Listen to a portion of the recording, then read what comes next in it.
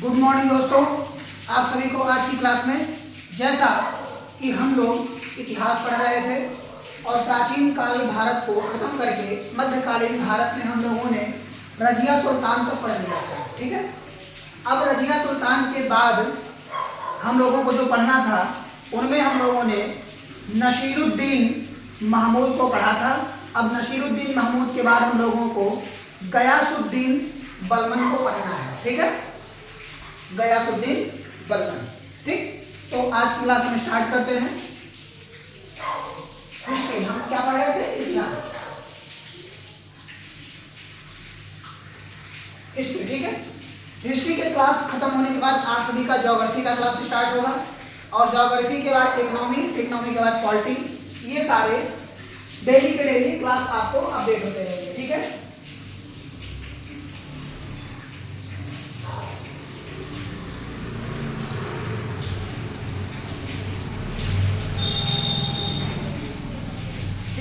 और हम लोगों को पढ़ना क्या है? गयासुद्दीन बलबन। ठीक है,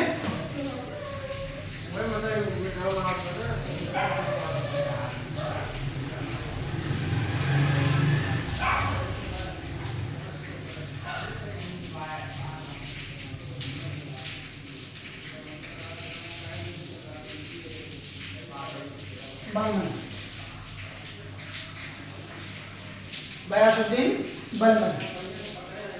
बलबन इसका नाम पड़ता है, बलबन, बलबन।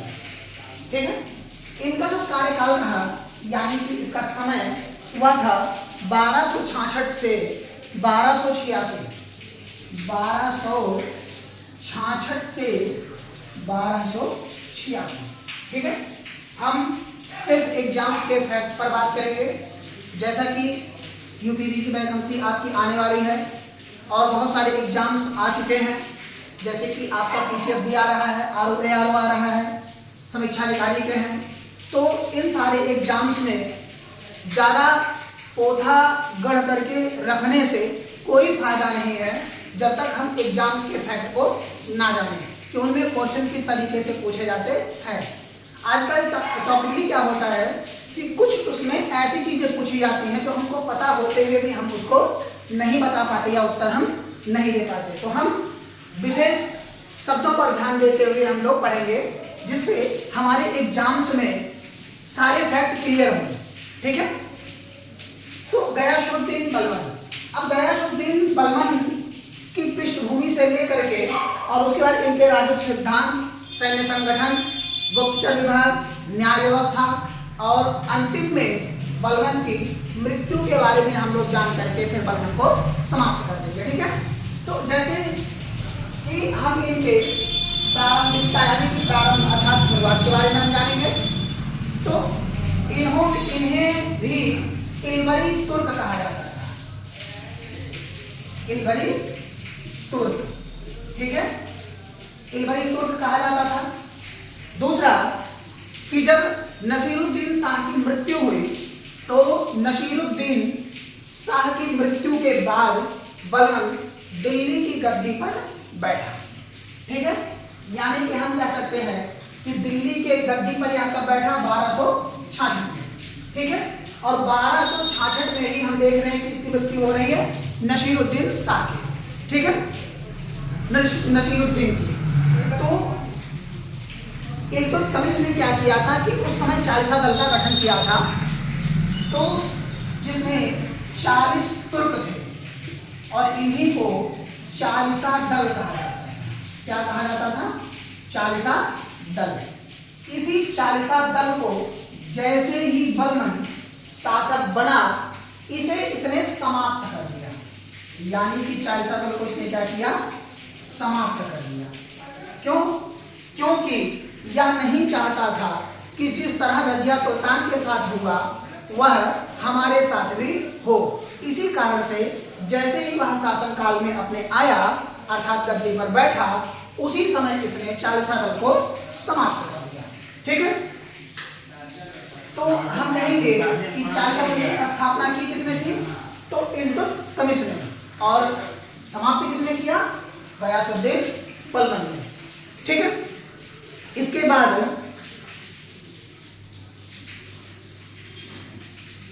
नसीरुद्दीन शाह जो था उसने उलूग खां की उपाधि भी धारण की थी। ठीक है, तो उसके बाद क्या हुआ, जब बलबन के काल को यानी कि शासन काल जब उसका प्रारंभ हुआ तो उसे एक सुदृढ़ता का काल कहा गया।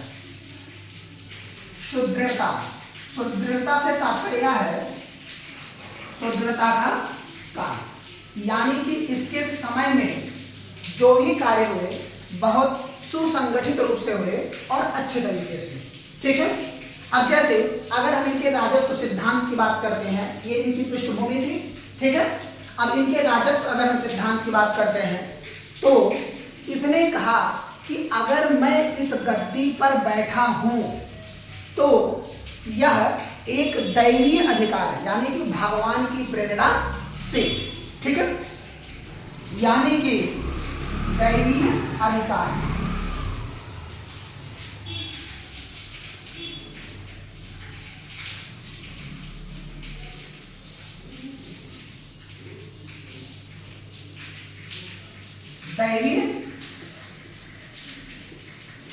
दैवीय अधिकार, अधिकार। ठीक है, दैवीय अधिकार था कि भगवान की प्रेरणा से हम इस गद्दी पर बैठे हुए हैं, यानी कि जब वह शासन पे बैठा। ठीक है, इसने दो प्रथा को लागू किया, जिसमें पहला था सिजदा तथा पैबोस। ठीक है, सिजदा तथा पैबोस। सिजदा, सिजदा का तात्पर्य होता है कि दंडवत करना अर्थात प्रणाम करना। ठीक है, दंडवत। और पैबोस का मतलब होता है कदम को चूमना। पैबोस का मतलब क्या होता है, कदम को चूमना।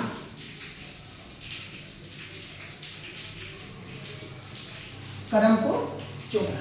ठीक है, तो इसने यह चीजें लागू की। ठीक है, यानी कि सिजदा का मतलब होता है दंडवत करना और पैबोस का मतलब होता है कदम को चूमना। यह दोनों प्रथाएं इसने लागू किया और इसने अपने आप को जिल्ले इलाही कहा। जिल्ले इलाही से तात्पर्य क्या है कि भगवान के आशीर्वाद से, यानी कि जो भगवान की प्रेरणा होती है उस प्रेरणा से ही हम आज यहाँ शासन के रूप में बैठे हुए हैं और भगवान की कृपा हमेशा हम पर बनी रहती है। ठीक है, उसे कहा जाता है ईश्वर की छाया। ईश्वर की छाया, ईश्वर की छाया। और इसी ईश्वर की छाया को इसने कहा कि यह जिल्ले इलाही, जिल्ले इलाही। ठीक है, आप सभी के समझ में आ रहा है। जहां समझ में नहीं आएगा आप कमेंट बॉक्स में वो क्वेश्चन डाल करके आप पूछ सकते हैं। ठीक है, उसका उत्तर आप सभी को मिल जाएगा। ठीक, जब यह गद्दी पर बैठा तो इसने अपना संबंध ईरान के अफरासियाब वंश से बताया। ठीक है, अपना संबंध इसने ईरान के अफरासियाब वंश, अफरासियाब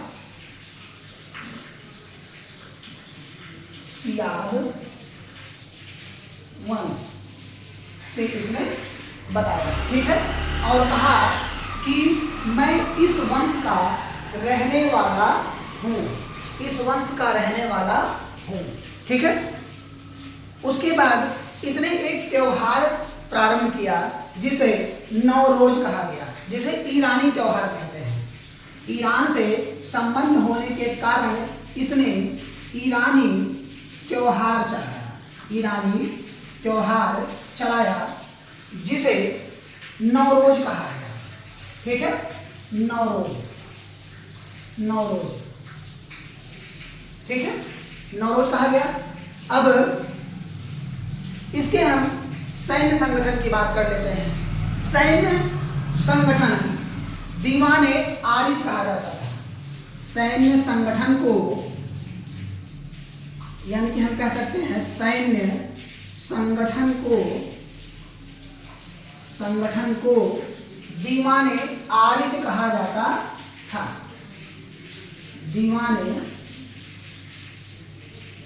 आरिज, ठीक है, दीवाने आरिज सैन्य संगठन को कहा जाता था, ठीक है। इमाद उल मुल्क नामक एक व्यक्ति था जिसे दीवान ए आरिज बनाया गया, यानी कि जो उसका सैन्य संगठन का उसका सेनापति था, उसी सेनापति को दीवाने आरिज बनाया गया, जिसका नाम इमाद उल मुल्क था, ठीक है। इमाद उल मुल्क, ठीक है, इसे पहला दीवाने आरिज बनाया गया, ठीक है। तो यहां तक आप सभी के समझ में आ गया। अब जैसे हम इसके शासन की व्यवस्था की बात करते हैं, तो इसका शासन बहुत ही कड़ा और नियम पर आधारित था, ठीक है, जिसे लौह एवं रक्त की नीति कहा गया, ठीक है। शासन की अगर हम बात करते हैं, शासन, तो शासन की जो इसकी नीति थी वह थी लौह एवं रक्त की नीति। लौह एवं रक्त की नीति, ठीक है, लौह एवं रक्त की नीति। अब इसमें हम कह सकते हैं कि बहुत ही कठिन, यानी कि हम यहाँ पर कहें कि जैसे कि प्रशासन बहुत कड़े तरीके से चलाया जाए, तो जो कड़े तरीके से प्रशासन चलाया जाता है उसे हम काफी कठिनाइयों का मानते हैं, ठीक है। तो उसी को लौह एवं रक्त की नीति के रूप में हम जाने, ठीक है। वरीद ए मुमालिक एक ऐसा यानी कि विभाग था जिन्हें हम गुप्तचर कहते थे, और वो बलबन के ही काल में थे। तो आप लोग इसे नोट कर लीजिए। इस बार हम लोग आगे की तरफ टॉपिक पर चलते हैं। जैसे ये नोट हो गया होगा, इसे हम मिटा देते हैं, ठीक।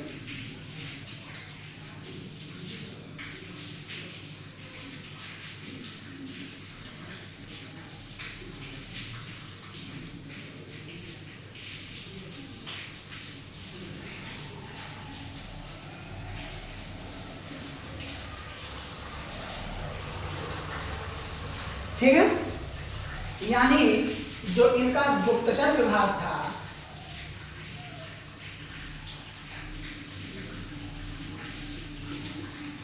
गुप्तचर विभाग, उसे वरीद ए मुमालिक कहा गया। वरीद ए मुमालिक कहा गया, ठीक है। अब हम बात करते हैं बलबन की मृत्यु, ठीक है। तो बलबन की जब मृत्यु हुई तो वह 1286 में हुई। अब हुई 1286। तो 1286 में जब इसकी मृत्यु हुई, इसके बाद इसके उत्तराधिकारियों का नंबर आया, ठीक है।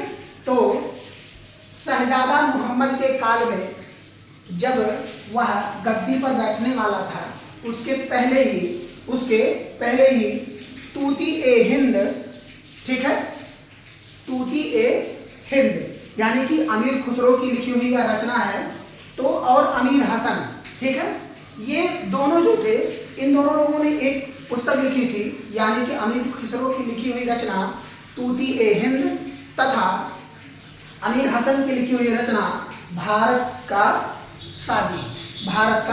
शादी।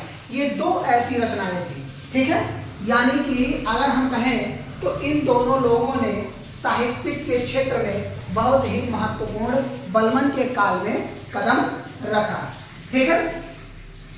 मंगोलों से आक्रमण करते हुए जो इनका योग्य पुत्र था, ठीक है, शहजादा मोहम्मद, उसकी मृत्यु हो गई, ठीक है। यानी कि हम कह सकते हैं कि मंगोलों के युद्ध में मंगोल का आक्रमण हुआ इनके काल में, ठीक है, और मंगोलों से युद्ध करते हुए इनका जो पहला उत्तराधिकारी था यानी कि शहजादा मोहम्मद, शहजादा मोहम्मद, शहजादा मोहम्मद, ठीक है, इसकी मृत्यु हो गई। तो इसके उत्तराधिकारी के रूप में जो इसका दूसरा बेटा था यानी कि बलबन का दूसरा बेटा जिसका नाम था कैखुसरव, कैखुसरव, कैखुसरव, ठीक है, कैखुसरव, यह जो है इसके बाद गद्दी पर बैठा।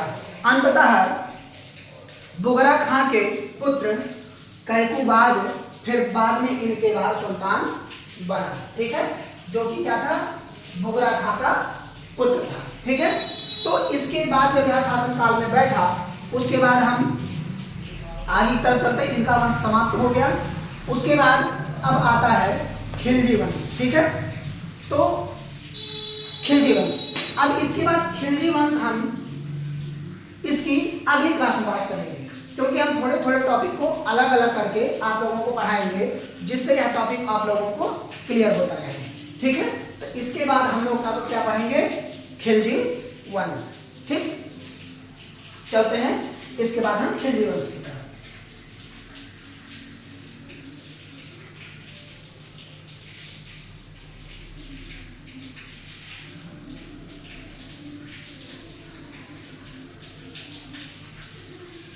इतिहास को बहुत ही रोमांचित कहा गया है, क्योंकि पढ़ने में किसी किसी को बोरिंग महसूस होता है, किसी किसी को अच्छा नहीं लगता, लेकिन अगर इतिहास को एक घटनाक्रम में देख करके और अच्छे से सिर्फ इसे एक कहानियों के आधार पर, ठीक है, अगर इसे पढ़ा जाए तो इतिहास बहुत ही अच्छा है।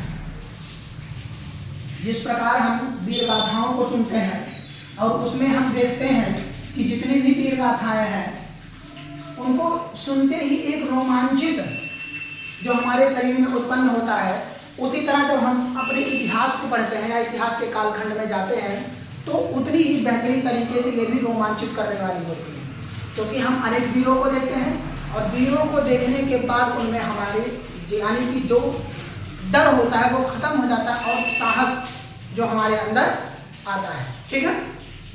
क्योंकि जैसे दुनिया का सबसे टफेस्ट एग्जाम यूपीएससी यही है, ठीक है। कहते हैं अगर अपने आप का आकलन करना हो तो आप यूपीएससी का एग्जाम दे लीजिए, समझ में आ जाएगा आप कितने पानी में है, ठीक है। तो इसमें ध्यान लगा करके कुछ ऐसी बातों को जानना आवश्यक होता है जिनसे हम किसी भी एग्जाम्स को बेट कर सकें, ठीक। अब हम आगे पढ़ेंगे खिलजी वंश, ठीक है, खिलजी वंश।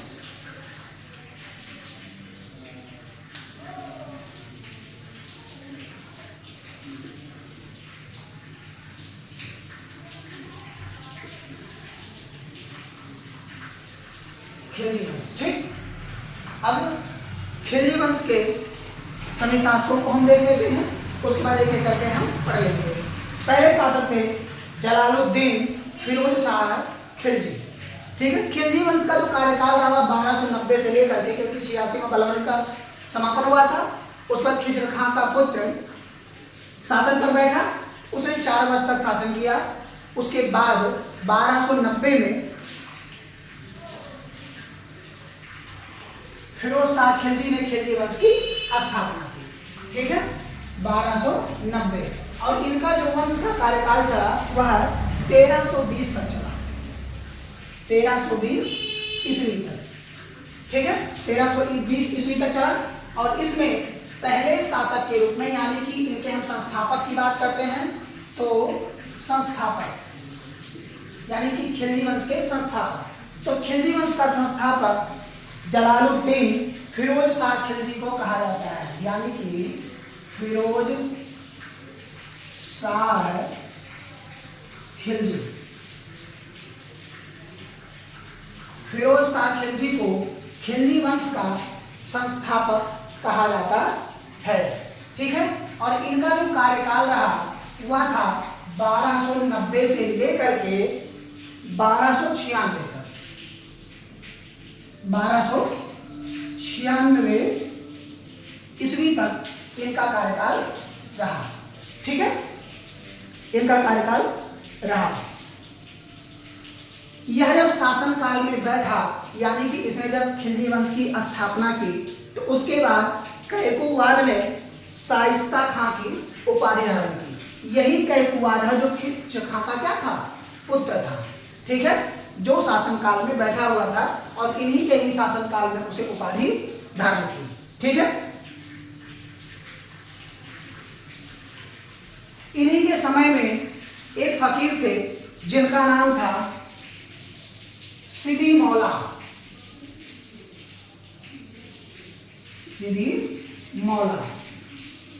इनसे इनको एक डर की आशंका थी। जैसे किसी को होता है ना कि हम भाई शासन काल कर रहे हैं, यानी कि अपने शासन को चला रहे हैं, तो कोई ऐसा व्यक्ति हो कि जो हमारे शासन का विरोध करे। ठीक है, तो विरोध करने से पूर्व ही उसका दमन कर दिया जाना ज्यादा बेहतर माना गया है।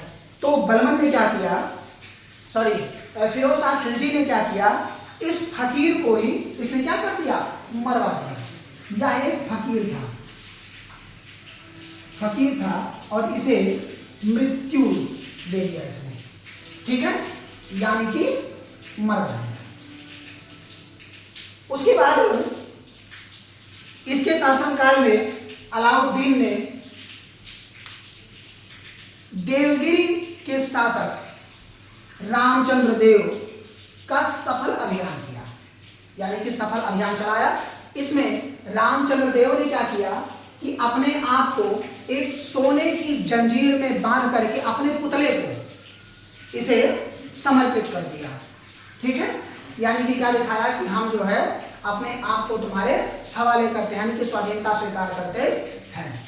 ठीक है, अलाउद्दीन। ठीक है, अलाउद्दीन जो है यह फिरोज शाह खिलजी का बेटा था। ठीक है,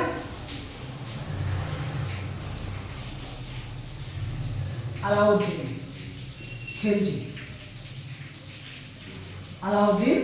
खिलजी। ठीक है, रामचंद्र का अभियान, यानी कि इसे हम कह सकते कहां, देवगिरी का अभियान किया।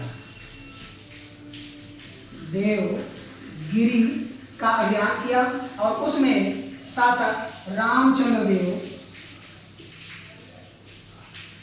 को पराजित किया।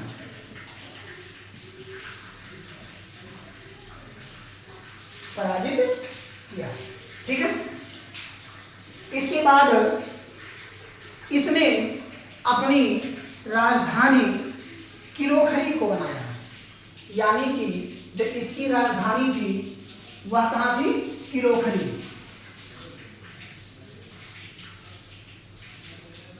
किलोखरी को इसने अपनी राजधानी बनाया, यानी कि क्या बना, राजधानी।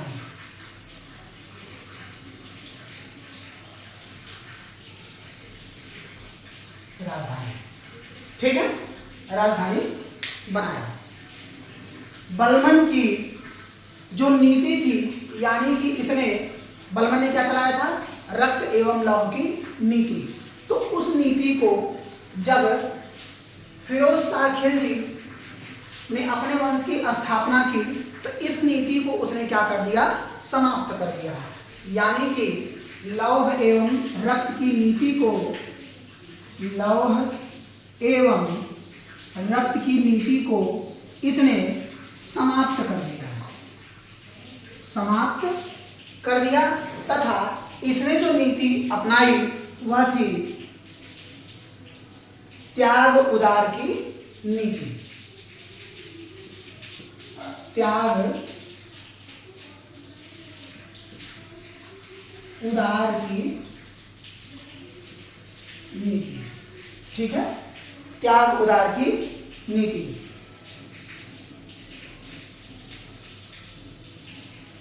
ये त्याग कर, यानी कि लौह एवं रक्त की नीति को समाप्त अर्थात त्याग कर उदार की नीति को अपनाया, यानी कि उदारता की नीति को इसने क्या किया, संरक्षण प्रदान किया। ठीक है, संरक्षण प्रदान किया। इसकी मृत्यु के बाद इसका बेटा अलाउद्दीन खिलजी गद्दी पर बैठा। ठीक है, तो इसके अगली क्लास में अब हम जो है अलाउद्दीन खिलजी के बारे में बात करेंगे। ठीक है, तब तक के लिए आप सभी लोग हमारी क्लास से जरूर जुड़ें और हमारे चैनल को सब्सक्राइब करना ना भूलें। Thank you.